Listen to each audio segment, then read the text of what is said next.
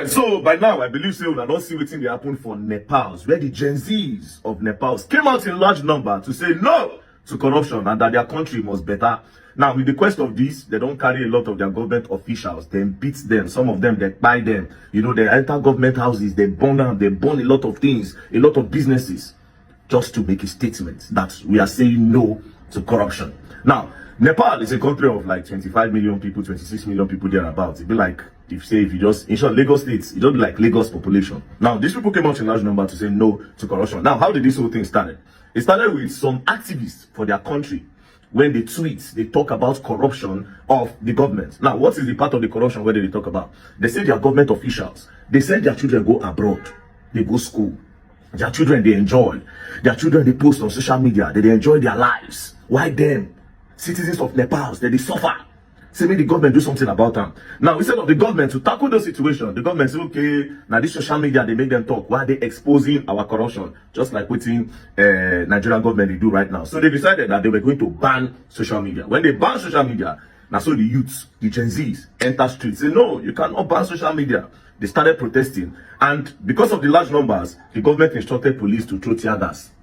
They throw tear gas at them and all those things, trying to get them, to scare them to go back. It can lead to the buying of a lot of persons, a lot of youths, a lot of Gen Z. So they became more angrier and they say, you know what, fuck it, we'll go scatter everything. So they enter streets, scattered, burn businesses, you know, see Hilton, they burn, they scatter, and they take over the large part of the government. So as we speak now, currently as we speak, the country is now on curfew. As you can see, the road everywhere don't clear. So the Gen Zs, they don't go out, but they don't make their statements. So if government they come now, any government they come now, go act right. Now, not that a small thing when the government do now spark everything. They complain. The people, all of this is about corruption. They complain about corruption. Government say, let's ban social media so that we shut them up. Then the youth came out to say, unban social media.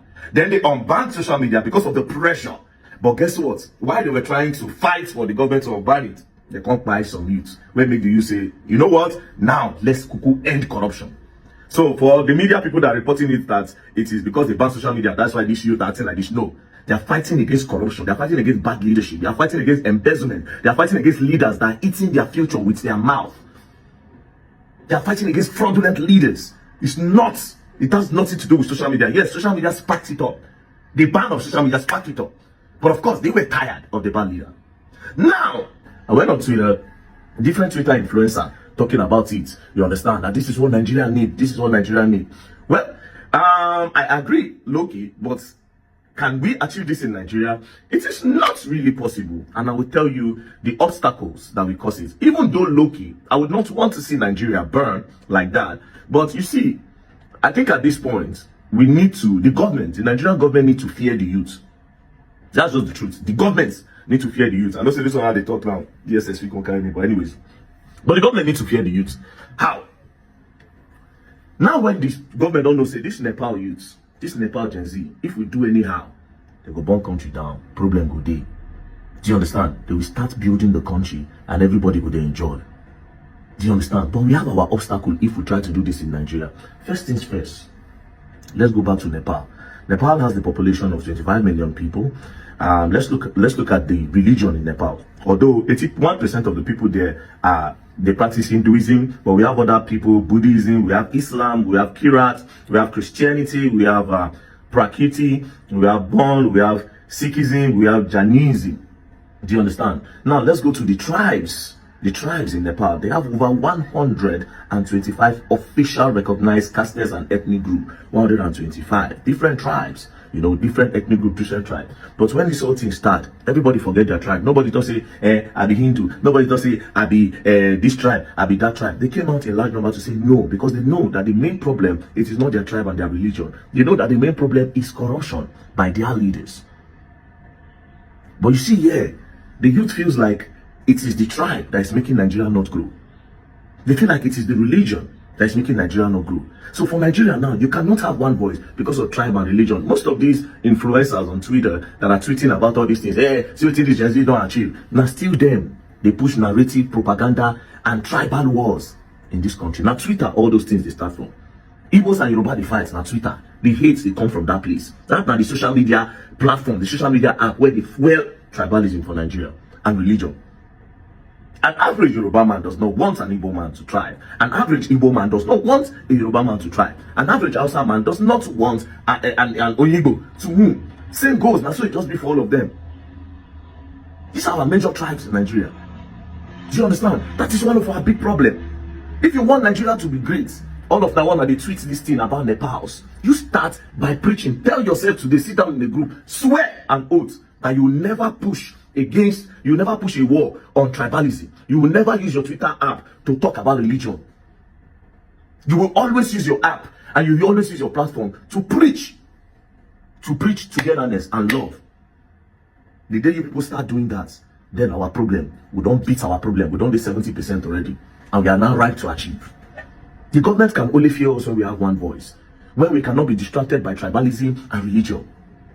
That's when Nigerian government will say, okay, yes, these people are now in uniform, we need to work. But guess what? All these Twitter people and most of the influencers you see in Nigeria, when this whole thing sets now, I swear to God, don't make me. You go see all of them.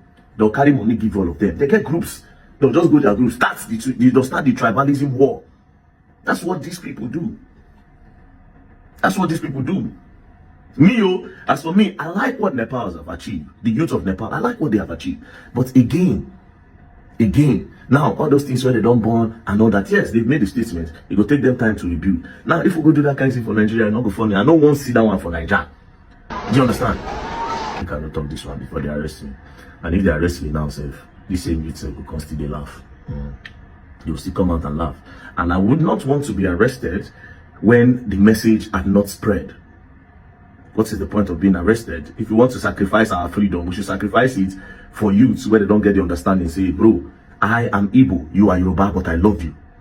I am Igbo, you are Hausa, but I love you. I am Hausa, you are Igbo, but I love you. I am Hausa, you are Yoruba, I love you. I am Yoruba, but Igbo man, I love you. I am Yoruba, but Hausa man, I love you. Until that starts, man, we are not going to be giving sacrifice with our freedom.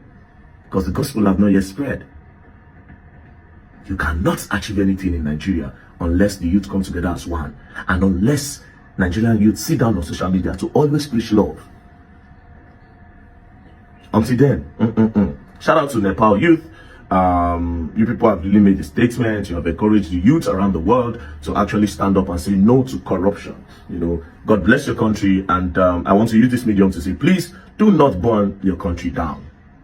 Do not burn your country down. Any Nepal youth where they hear me, from the Yawa language, make I know they born in our country.